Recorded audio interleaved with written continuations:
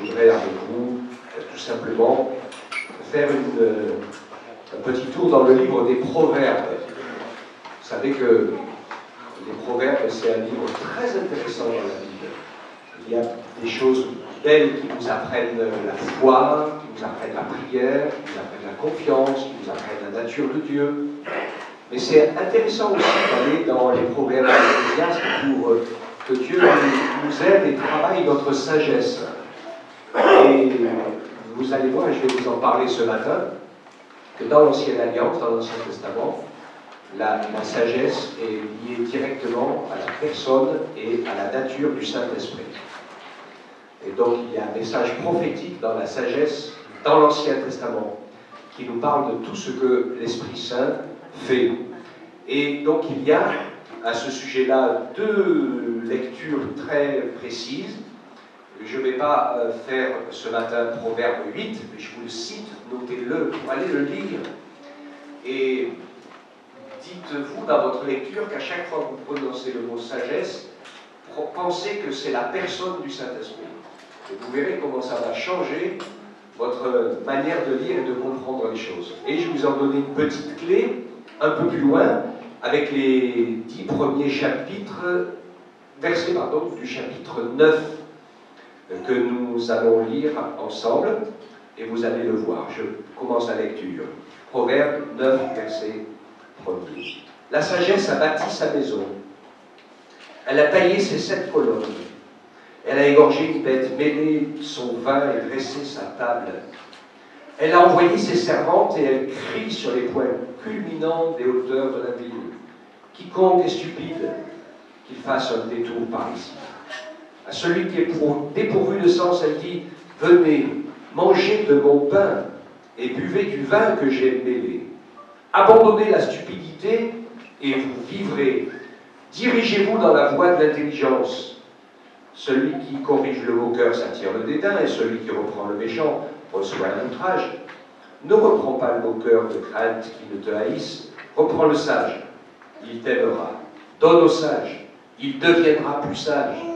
Donne la connaissance au juste, et il augmentera son savoir. Le début de la sagesse, c'est la crainte de l'Éternel. Et la connaissance des saints, c'est l'intelligence.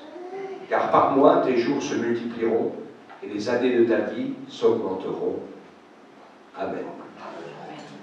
Alors on va voir ensemble qu'on peut trouver, au travers de ce texte, en toute simplicité, ce que le Saint-Esprit fait. À l'époque, quand ça a été écrit, c'est ce qu'il allait faire, c'est ce qu'il va faire, mais pour nous, c'est ce qu'il fait.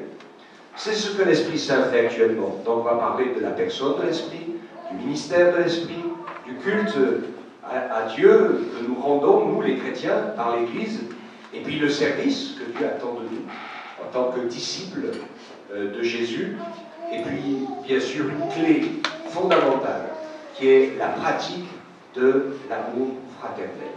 Vous avez tout cela dans ce chapitre 9 des Proverbes, qui est directement lié à la sagesse et à l'action donc du Saint-Esprit. La sagesse a bâti sa maison, elle a taillé ses 7 colonnes. Alors je pense que c'est un petit clin d'œil à tous ceux qui suivent l'étude du livre de l'Apocalypse. On a beaucoup parlé de cela pour nous rappeler quelque chose qui est dans ce livre de l'Apocalypse et qui est à d'autres endroits dans les textes de la Bible. Et je vais vous citer les versets en vous les lisant. Apocalypse 3, 1, la première partie. Écrit à l'ange de l'église de Sardes, et voici ce que dit celui qui a les 7 esprits de Dieu et les 7 étoiles. Apocalypse 4, 5. Du trône de Dieu sortent des éclairs, des voix, des tonnerres. Devant le trône brûlent 7 lampes ardentes, qui sont les 7 esprits de Dieu. Apocalypse 5, 6. Et je vis au milieu du trône et des 4 êtres vivants, et au milieu des anciens, un agneau debout qui semblait immolé. Il avait 7 cornes et 7 yeux, qui sont les 7 esprits de Dieu, envoyés par toute la terre. Amen. Est-ce que ça vous rappelle une lecture qui se trouve aussi dans le livre d'Ézéchiel, parce qu'il y a un lien avec tout ça, où on voit apparaître cet être céleste et divin à 4 visages. Alors, je vous ai fait depuis longtemps déjà le lien entre les évangiles, ses visages, la personne de Jésus, c'est la révélation de la nature de Christ, sous des angles différents, en tant que roi, en tant que serviteur, en tant qu'homme parfait et en tant que Dieu tout-puissant. Donc, et quand vous avez vu apparaître cet être céleste, il était au-dessus de roues, multiples roues dont on n'arrive pas à comprendre le sens, parce que c'est des mots terrestres pour expliquer une dimension infinie de sainteté et de puissance céleste. Donc il n'y a pas les mots qu'il faut. Mais il me dit, ces roues, elles étaient remplies de Dieu, des yeux qui voient, au-dedans, au-dehors. Elles roulent toutes ensemble, chacun dans sa direction, tout en restant en même temps.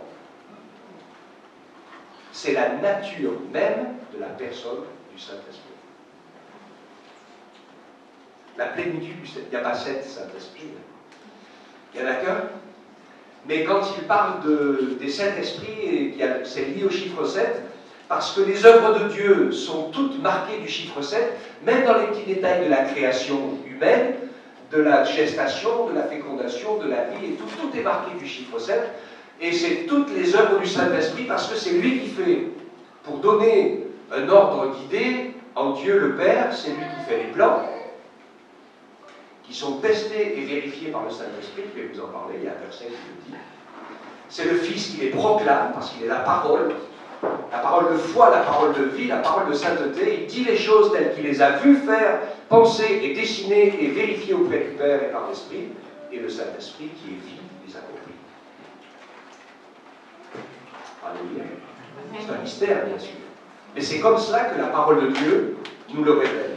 Alors cette image du 7, c'est l'Esprit qui sonde tout, l'Esprit qui connaît tout, l'Esprit Saint, Créateur tout-puissant, l'Esprit Saint qui ressuscite Jésus, l'Esprit Saint qui convainc le péché, l'Esprit Saint qui bâtit l'Église, l'Esprit Saint qui ressuscitera et enlèvera son Église.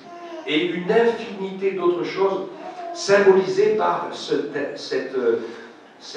apparition surnaturelle de cet être rempli de Dieu au-dedans et au-dehors, parce qu'il y a un contrôle et une connaissance et un sondage de tout. Dieu sonde tout, le Saint-Esprit sonde tout. Il connaît tout, on ne peut rien lui cacher. C'est pour ça qu'il se retire facilement et qu'il est triste facilement quand on se raconte des mensonges à soi-même et qu'on les raconte aux autres. Quand on est hypocrite, pas sincère, pas droit avec soi-même, ça nous arrive des fois. On se fait grâce et miséricorde, et c'est pas ça que Dieu veut faire. Ce que Dieu veut, c'est qu'on se reconnaisse pécheur pour qu'il puisse nous changer, pour nous délivrer. Parce qu'il n'y a pas de solution pour celui qui s'excuse tout et qui se pardonne tout, parce qu'il reste pécheur. Mais celui qui se repent est convaincu par le Saint-Esprit de son besoin de pardon, de son besoin de salut, de son besoin de la présence de Dieu, alors le Saint-Esprit peut le faire. Il voit tout ça, avec tous ses yeux au dehors. Et puis il voit tout ça dans la nature même de Dieu, avec ses yeux au dedans. Alors, la première alliance, dans le texte que nous voulons lire dans les Proverbes, prophétise le ministère du Saint-Esprit. D'abord, égorger une bête, le sacrifice de l'agneau. C'est comme ça, après les 7 colonnes, il a égorgé une bête. C'est l'institution du sacrifice pour le pardon, avec le sens, toute l'ancienne alliance nous rappelle que sans effusion de sang, il n'y a pas de pardon. D'accord? Sans la mort d'un juste à la place du coupable, il n'y a aucun pardon possible. C'est un miracle, le pardon. Il y a beaucoup de gens qui disent « Oh ben Dieu fait ce qu'il veut, il est grand, il est tout-puissant. Alors s'il veut, il décide, et puis il dit « Allez, je te pardonne. Toi, je te pardonne, et puis toi, je te pardonne pas. » Vous voyez ce que je veux dire? Ça, c'est complètement hors de la nature de Dieu.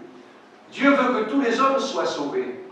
Mais le seul moyen de l'être, c'est d'être lavé par le sang du sacrifice de l'agneau, de celui qui, juste et sans péché, meurt à ta place et à ma place.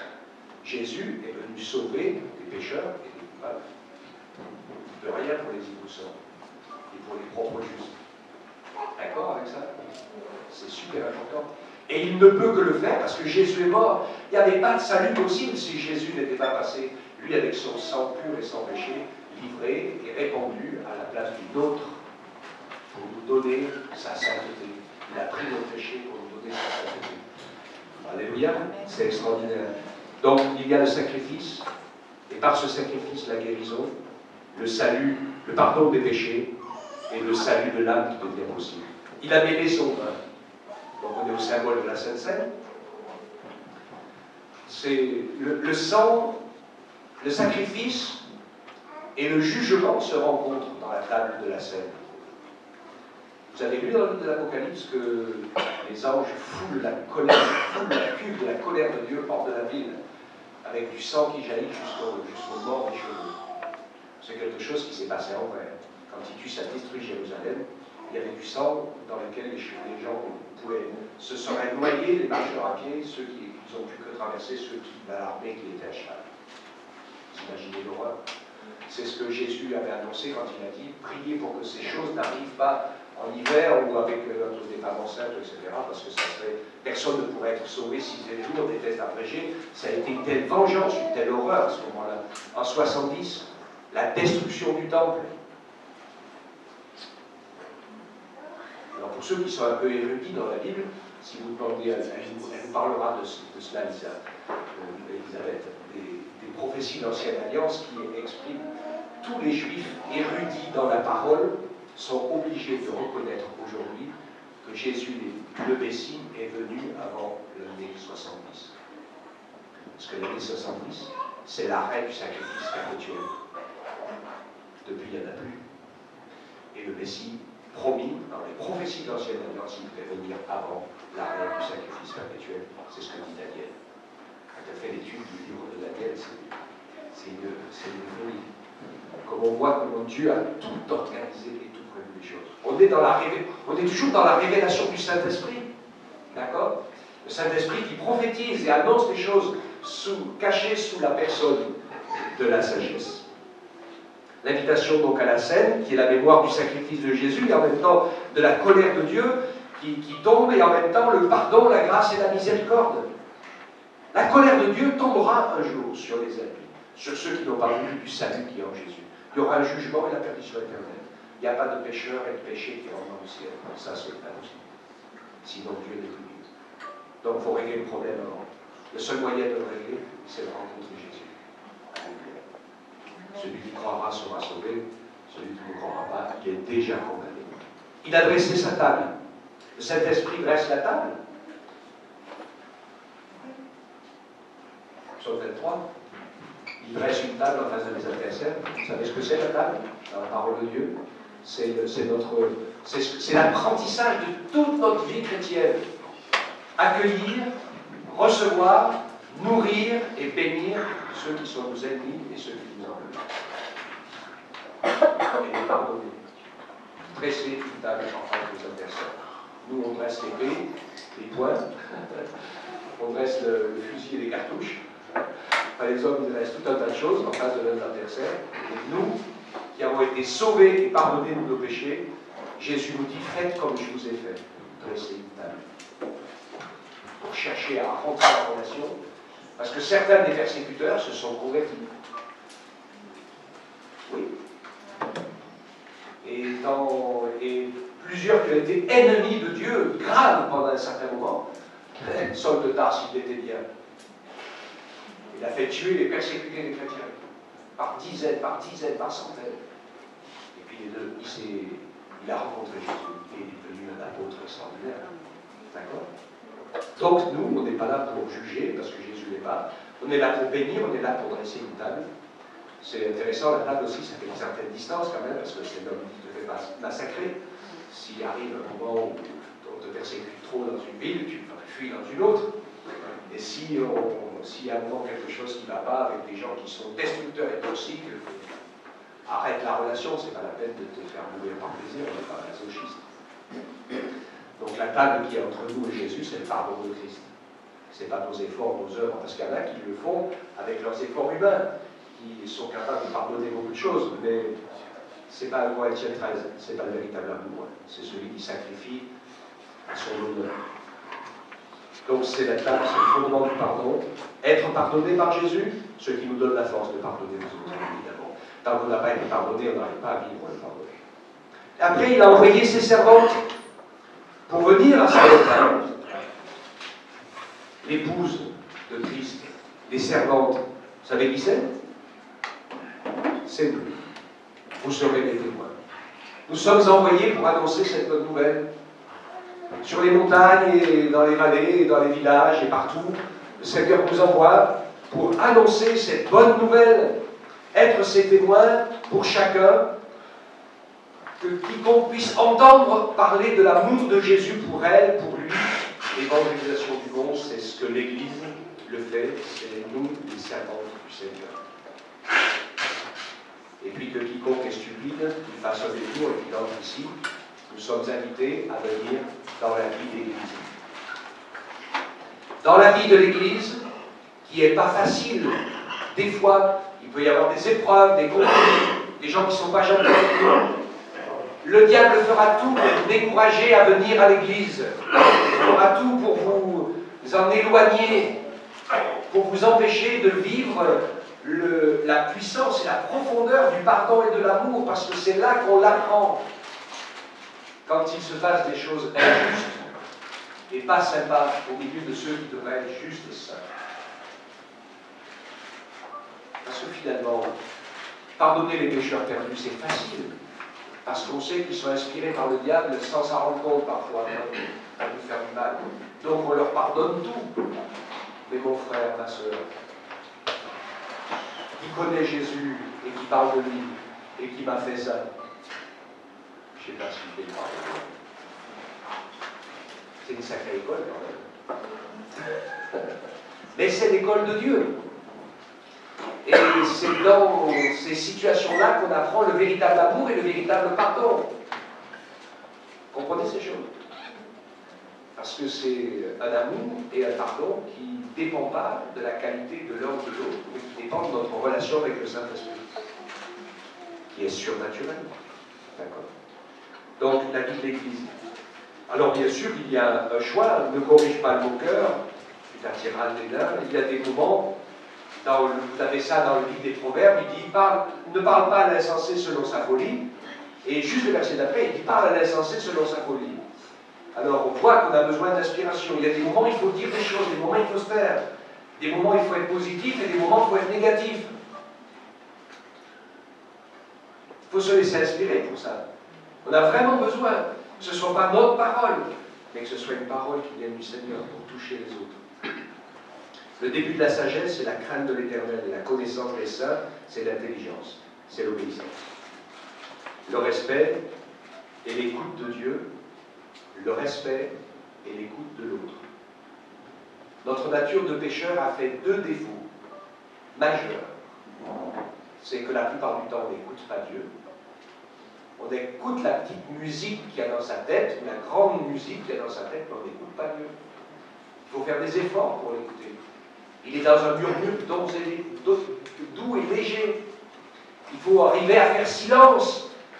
C'est une école pour nous, l'apprentissage à faire silence en soi-même, pour ne pas être submergé par nos propres idées, nos propres pensées. Il y a beaucoup de chrétiens qui prennent la pensée pour cette vie. Et des fois, on l'entend même juste dans l'expression des dons spirituels, parfois. On comprend très vite que c'est la pensée de la personne. Ce n'est pas forcément la pensée. Mais il faut chercher, bien sûr. Il faut s'accrocher aussi pour pouvoir se laisser inspirer. Moi, si Dieu te donne une pensée, une parole, quelque chose, eh bien, tu vas la transmettre avec, si ben, il reprend quelqu'un, eh bien, tu vas le dire avec amour, mais quand ça vient de Dieu, il y a une réponse et une solution qui va avec. Ce n'est pas une condamnation à une tête coupée. Des fois, ils prennent l'épée de la parole et coupent l'épée. Donc là, ça ne marche pas.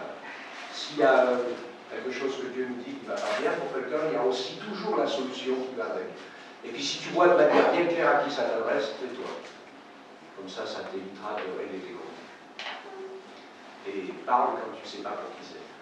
Comme ça, au moins, tu es sûr que c'est l'esprit qui t'inspire et que ce n'est pas tes propres idées parce que tu as entendu quelqu'un qui m'a dit que l'autre il avait fait, que ceci, que cela. C'est comme les rêves de la nuit, ça corrige nos rêves parfois. Ok? Donc l'obéissance, l'écoute de Dieu et l'écoute des autres. C'est pas facile. Moi je sais que j'ai besoin de faire des progrès, souvent aussi dans l'écoute de l'autre. Parce que dès que quelqu'un me dit 3 mots, j'ai déjà la réponse. Et des fois, ça ne va pas.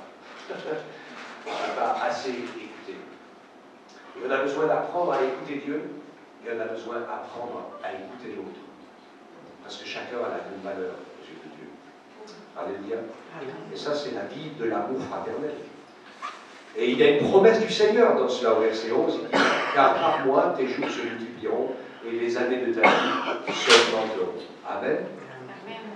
Et je termine pour conclure en rappelant ce verset que je vous ai cité dans 1 Corinthiens 2:10, où le Seigneur nous révèle par son Esprit Saint, dit la sagesse dans l'Ancien Testament, il nous révèle des choses que nous ne pouvons pas comprendre ou saisir, il nous inspire même dans la prière. Des fois, tu peux te dire, je ne sais pas, j'ai demandé, j'ai dit tout dans la prière. Écoute, si tu as adoré Dieu, tu as remercié Dieu, tu lui as demandé ce que tu avais besoin, et qu'après, tu es un peu à court, eh bien, prie pour être rempli du Saint-Esprit, parle en langue pour que le Seigneur, par son Esprit Saint, te donne l'inspiration des choses, des sujets, des thèmes, des gens et des situations que tu ne sais même pas, que tu ne comprends même pas. L'apôtre Paul dit, je parle en langue beaucoup plus que nous tous. Dans la communauté, il n'aimait pas trop le faire, mais dans sa vie personnelle, il le faisait, et il pouvait dire sans problème, je parle en langue plus que vous tous. Donc il y avait un travail, puisqu'il dit la parole, celui qui parle en langue s'édifie lui-même, celui qui parle, comme je le fais ce matin de la part de Dieu, sous l'inspiration du Saint-Esprit, édifie les autres. Et donc 1 Corinthiens 2:10 nous rappelle ce travail du Saint-Esprit qui nous inspire dans nos prières, qui nous révèle l'amour de Dieu, qui nous convainc de justice, de péché, de jugement, qui nous donne des paroles, et l'Esprit Saint qui nous révèle toutes ces choses, car l'Esprit sonde tout, même les profondeurs de Dieu. Il n'y a personne qui est plus grand et plus petit en Dieu. C'est ce qui fait sa nature, qui a un seul Dieu. Le Père, le Fils et l'Esprit, chacun est égal. Et chacun dépend complètement des deux autres. C'est l'amour parfait. Équilibré, saint et sans faille. Sans chute, avec la connaissance du bien et du mal. Et Dieu veut nous emmener là. Il a laissé faire quand on est tombé dans la connaissance du bien et du mal. Il nous a enfoncé, montré, j'espère, et normalement c'est sûr, quand on va entrer au ciel, on sera vacciné pour l'éternité contre le péché. Parce qu'on aura tellement mangé ici, de ces merveilles, de ces misères, de ces perversions, de ces impuretés, de tous ces cracks, de tous les loups et toute la misère qu'on trouve en nous-mêmes, qu'on sera, une fois qu'on partira dans le ciel, renouvelé par le Saint-Esprit, ressuscité et vacciné à toujours contre le péché. La rébellion, l'esprit du cœur, l'orgueil, c'est de là que tu parles.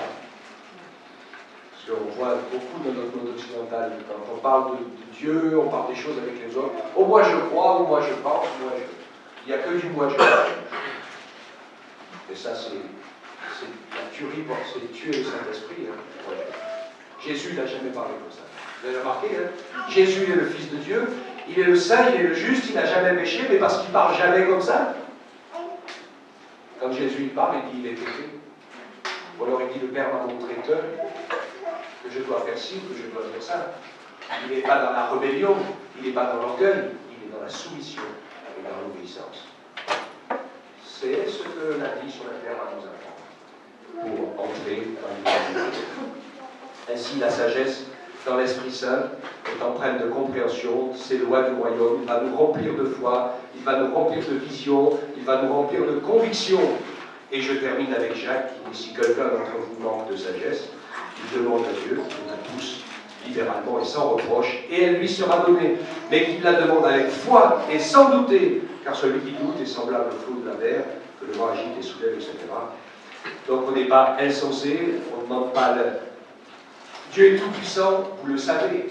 Dieu est tout-puissant, mais le Saint-Esprit est sage, il ne fait pas n'importe quoi. Dieu ne fait pas n'importe quoi. Il respecte sa loi. Et il respecte sa parole. On ne fait pas des miracles pour épater la galerie. Ça, c'est le diable qui le fait. Ou des choses qui sont contraires à sa nature. Il fait pour confirmer sa nature. Il fait pour confirmer son amour. Il agit pour confirmer sa sainteté. Il agit pour nous conduire sur le chemin de la vérité. Il n'y a pas 50 chemins. de vérité, il n'y en a qu'un, c'est Jésus qui l'a dit. Je suis le chemin, la vérité et la vie. Et personne ne vient au Père que par moi. Amen. Alléluia. Soyez bénis. Merci Seigneur. Ta parole est extraordinaire. Il y a tout dans ta parole. Tous les secrets de la vie, de l'amour, du pardon, du salut et de la grâce. Et la révélation de la vérité aussi, avec le monde des ténèbres, avec tout ce que nous connaissons. Mais heureusement, tu es là. Et tu viens encore ce matin, par ton esprit, allumer ta lumière dans nos cœurs, pour que nous puissions dépendre de toi, nous attacher à toi, te demander de nous parler, de nous instruire, de nous guider, de nous conduire, pour que nous marchions remplis de sagesse, remplis du Saint-Esprit, sur le chemin de l'éternité, sur le chemin de la vie, sur le chemin de la grâce. Et cela, nous te le demandons de tout notre cœur, notre Père, dans le nom précieux de Jésus, ton Fils bien-aimé, notre Sauveur. Amen. Amen. Amen. Amen. Alléluia. Soyez bénis.